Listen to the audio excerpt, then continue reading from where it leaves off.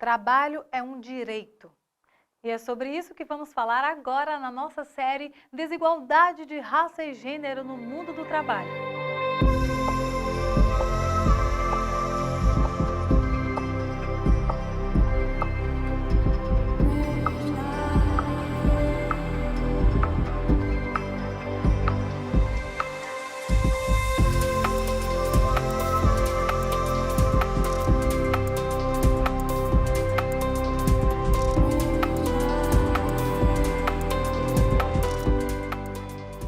A igualdade e a não discriminação no mercado de trabalho são direitos humanos fundamentais. Fazem parte das leis brasileiras e também de tratados internacionais definidores de igualdade de gênero e raça. Mas a cada dia temos de agir para que essa legislação nacional e internacional faça sentido e transforme a vida de trabalhadoras e trabalhadores por meio do acesso a direito.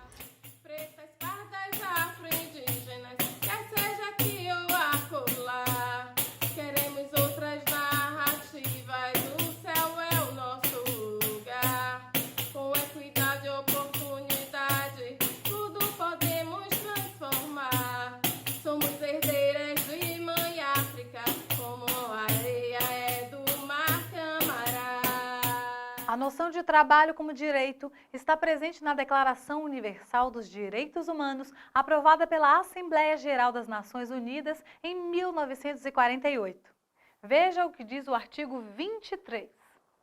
Todo ser humano tem direito ao trabalho, à livre escolha de emprego, a condições justas e favoráveis de trabalho e à proteção contra o desemprego. Todo ser humano, sem qualquer distinção, tem direito a igual remuneração por igual trabalho. Todo ser humano que trabalha tem direito a uma remuneração justa e satisfatória. Todo ser humano tem direito a organizar sindicatos e a neles ingressar para a proteção de seus interesses.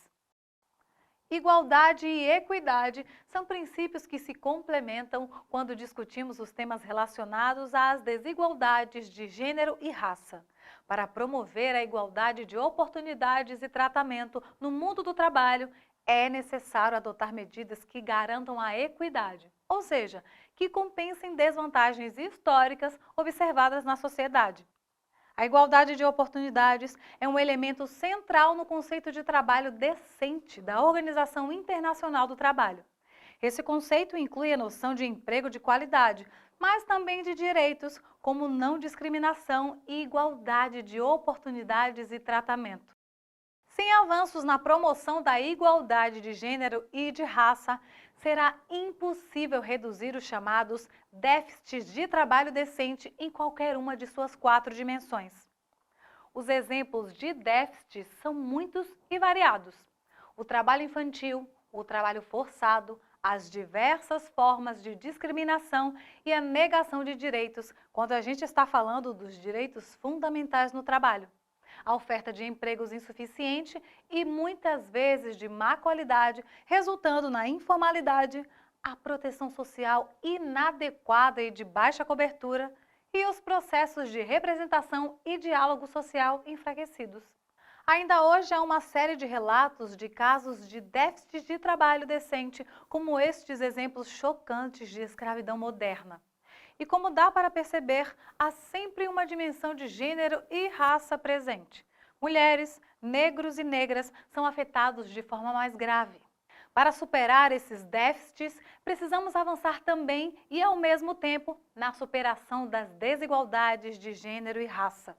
O conceito de trabalho decente precisa ser válido para todas as pessoas, em qualquer situação. Esses direitos não valem apenas para quem tem um emprego regular no setor formal. Mesmo as pessoas que estão à margem do mercado mais estruturado têm direito a níveis mínimos de remuneração e a proteção. O fortalecimento da equidade no mundo do trabalho é fundamental e ações nesse sentido precisam estar sempre presentes. Recentemente, algumas dessas ações ganharam a mídia, com processos de recrutamento específicos para negros e negras. Estes são alguns dos exemplos. No nosso próximo encontro, a gente também vai falar mais sobre isso. Antes de mais nada, é bom lembrar que o Brasil ratificou um conjunto de convenções da Organização Internacional do Trabalho relativas ao trabalho decente e à igualdade de oportunidades e tratamento entre homens e mulheres. Todas são consideradas fundamentais para a eliminação da discriminação contra as mulheres em matéria de emprego e ocupação. Veja o que a nossa convidada tem a falar sobre isso. A Organização Internacional do Trabalho é uma agência da ONU fundada em 1919 como resultado do Tratado de Versalhes, que pôs fim à Primeira Guerra Mundial. A sua premissa maior continua sendo o que estava escrito na sua pedra fundamental: se queres a paz, busca a justiça social, e não há justiça numa sociedade desigual. Por isso, a OIT, que é uma organização tripartite, ou seja, formada por trabalhadores, empregadores e governo, e tem 187 Estados-membros como parte, discute e aprova convenções, recomendações e protocolos que são bases internacionais com relação a diversos temas. As convenções são vinculantes, ou seja, uma vez ratificada por um dos Estados-membros, se torna legislação interna e deve ser adaptada por todos os órgãos daquele país. Com relação ao tema da não discriminação, talvez a mais emblemática de todas seja a Convenção 111, que define o que é discriminação no mundo do trabalho, incluindo o tema de gênero, e mais recentemente, em 2019, na ocasião da comemoração do centenário, houve a aprovação da Convenção 190, que trata sobre violência no mundo do trabalho, incluindo o assédio moral, assédio sexual, as relações da violência doméstica e o trabalho, esses impactos, e especificamente o tema de gênero. Então, a Convenção 190, sem dúvida nenhuma, é um marco hoje, deve ser discutida, trabalhada e ratificada para ser um instrumento potente de força para a igualdade no mundo do trabalho e, consequentemente, a igualdade na sociedade. Acompanhe as conquistas das últimas décadas que são fundamentais para assegurar os nossos direitos. Em 1951, a Convenção número 100 definiu a igualdade de remuneração de homens e mulheres por trabalho de igual valor. O Brasil ratificou essa convenção em 1957.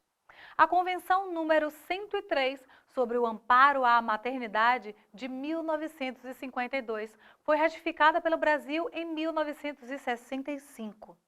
Já a Convenção número 111 e a Recomendação 111 consagram o princípio de que nenhum tipo de discriminação é admitido no que diz respeito ao acesso aos meios de formação profissional, à admissão no emprego e às condições de trabalho.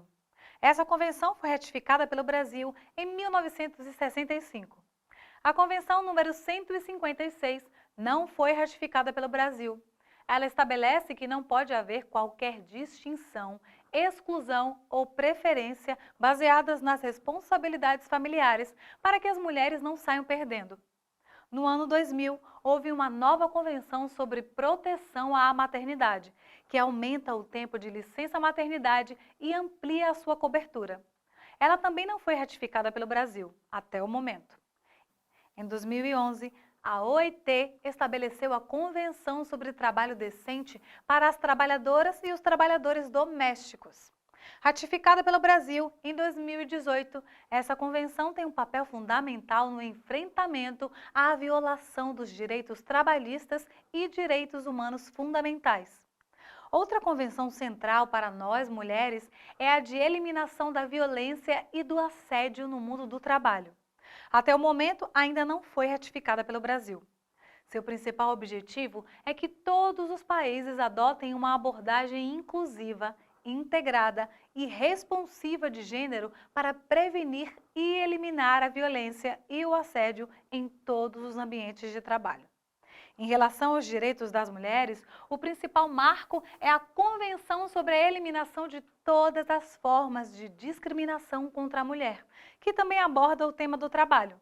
Aprovada pela Assembleia Geral das Nações Unidas em 1979, a CEDAW, como é conhecida em sua sigla em inglês, é considerada o primeiro instrumento que aborda amplamente a questão dos direitos humanos das mulheres. A convenção entrou em vigor em 1981 e foi ratificada pelo Brasil em 1984. O que isso significa? Na prática, ao ratificar a convenção, os países assumem o compromisso de adotar medidas de promoção de igualdade de gênero e de enfrentamento a qualquer tipo de discriminação contra as mulheres. Ouça o que a jurista Silvia Pimentel diz a esse respeito. Infelizmente, passados 40 anos da vigência da Convenção da Mulher, que é a Convenção sobre a Eliminação de todas as formas de discriminação contra as mulheres da ONU, né? A Convenção CEDAW, como ela é conhecida no mundo e também aqui no Brasil, pouca coisa mudou em relação ao trabalho. Apesar de aqui no Brasil haver leis que garantem o direito à não discriminação no trabalho, à igualdade salarial, à estabilidade da mulher gestante e à licença maternidade, a discriminação ainda é muito grande. Em relação à discriminação racial, um marco importante é a Convenção Internacional sobre a Eliminação de Todas as Formas de Discriminação Racial, adotada pela Organização das Nações Unidas em 1965. Assinada pelo Brasil em 1966, ela foi promulgada no país em 1969. Em seu artigo 2, a Convenção afirma: os Estados-partes condenam a discriminação racial e comprometem-se a adotar, por todos os meios apropriados e sem tardar, uma política destinada a eliminar a discriminação racial em todas as suas formas e a encorajar a promoção de entendimento entre todas as raças. E é bom lembrar o que a Convenção entende por discriminação. Quando ela fala em eliminar a discriminação racial em todas as suas formas, está se referindo a qualquer distinção, exclusão, restrição ou preferência baseada em raça, cor, descendência ou origem nacional ou étnica. Isso também está lá no artigo 1º. Além dessa convenção, há também a Declaração e o Programa de Ação de Durban, que também precisam ser destacados e colocados em prática no dia a dia. É que apesar dos inquestionáveis avanços observados nas normas e nas leis, sociedades como a brasileira ainda são marcadas pela discriminação contra as mulheres, a população negra e outros grupos sociais. No Brasil, o primeiro marco legal com relação à igualdade e à não discriminação no mercado de trabalho é a Lei Afonso Arinos, de 1951. Essa lei definia como crime os atos resultantes do preconceito de raça ou de cor, como recusar inscrição em estabelecimento de ensino, hospedagem em hotel ou atendimento em bares, confeitarias ou outros locais públicos. Também passou a considerar crime impedir o acesso a cargos do funcionalismo ou forças armadas e negar emprego ou trabalho. Outro marco importante é a Constituição Federal de 1988, que consolidou a visão de trabalho como um direito social diretamente relacionado à noção de dignidade da pessoa humana. Com a promulgação da Constituição de 1988, uma série de alterações na legislação trabalhista referente às mulheres foi implementada, especialmente as relacionadas à proteção à maternidade nas esferas trabalhista e previdenciária. Também houve avanços na legislação voltada à promoção da igualdade e ao enfrentamento da discriminação no mundo do trabalho. Duas leis mostram muito bem essas conquistas. A primeira é a Lei nº 7.716, de 1989, que além de tipificar o crime de racismo, proíbe a discriminação racial no acesso ao emprego nas empresas privadas e na administração pública. Outro avanço da década de 1990 foi a Lei nº 9.459, de 1997, que determinou que a conduta discriminatória passaria a ser punida independentemente do lugar em que aconteceu e também acrescentou ao Código Penal brasileiro o delito de injúria racial. E para quem não sabe o que é crime de injúria, vale dar uma olhada aqui.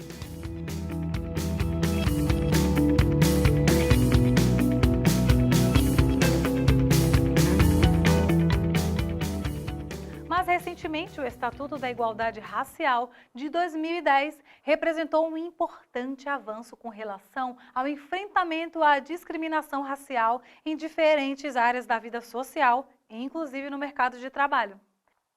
Apesar de todos esses avanços nas normas internacionais e nas leis, no Brasil, as mulheres e a população negra são todos os dias afetadas pelo desrespeito ao princípio de igualdade e não discriminação, como a gente viu ao longo dos nossos encontros.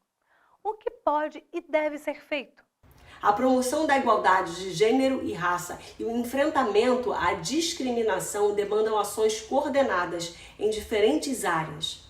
A legislação e as políticas de emprego e de mercado de trabalho são parte importante da solução, mas também é preciso a participação consciente de toda a sociedade. Investir em ações de educação e de conscientização, como esse nosso curso, é um dos caminhos para isso. Para a elaboração e a implementação de padrões mínimos de trabalho que garantam igualdade de oportunidades e tratamento, é necessário contar com uma política ampla de emprego, ter mecanismos de diálogo social fortes e efetivos, investir na produção e disseminação de indicadores desagregados por sexo, raça e cor e ter um sistema de inspeção do trabalho eficaz. É para começar já. Mas como? Para desenhar ações efetivas nessa área, é importante, em primeiro lugar, compreender o contexto socioeconômico e seus reflexos na organização do mercado de trabalho. Os questionamentos também são fundamentais. Existe uma cultura consolidada de promoção da igualdade de gênero e raça no lugar em que você trabalha ou que você dirige? Homens e mulheres, brancos e negros, têm salários iguais e as mesmas oportunidades de acesso e progressão na carreira? É importante observar o seu ambiente de trabalho e o mercado em geral. Ficar atenta às irregularidades, denunciando quando for o caso, mas também se engajando na mudança desse cenário. Os princípios de igualdade e de dignidade da pessoa humana, que estão desenhados nos tratados internacionais e na nossa Constituição, precisam se transformar em realidade para todas e todos os brasileiros e brasileiras. Continue a ver a série Desigualdade de Raça e Gênero no Mundo do Trabalho. No nosso último episódio, vamos compartilhar com você algumas experiências que mostram alguns caminhos possíveis nessa luta pela igualdade e pela dignidade no mercado de trabalho. Até lá!